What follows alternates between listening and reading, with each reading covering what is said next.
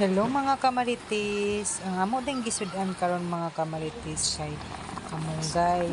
Kay ulan-ulan man pod, so paguli na ko gikag trabaho gikag Davao wa pa man pod daw kaluto ang akong bana sudan. So nanguha ko kamunggay sa moang nataran mga kamaritis. So gitisting yun nako og luto na apil ang tangkay mga kamaritis kay nakit-an man ako sa video nga pagbutang sa kanang ilang gulay pagluto nangatanggal ang dahon, so apil ang tangkay. So ako yung gitistingan mga kamaritis, so kamo na judge na akong gitisting wala jud nanguan siya na tanggal ang iyahang dahon sa tangkay.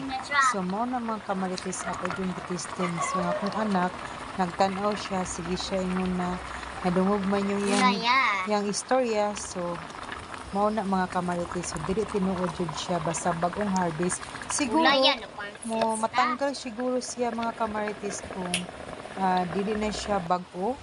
So itry na po nato mga kamaritis sa sunod na akong vlog mga kamaritis. So tiwasan ninyo mga kamaritis, so wala jud siya tanawa, so wa jud natanggal ang mga dahon sa tangkay mga kamaritis.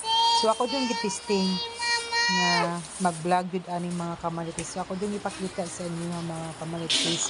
So mao na mong panihapon karon, akong isagulan og kamunggay ug ang sabaw na pikchaw mga kamaritis ug ang bulad pud mga kamaritis. Mao ni among sudan mga kamaritis.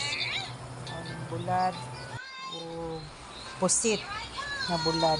Thank you for watching.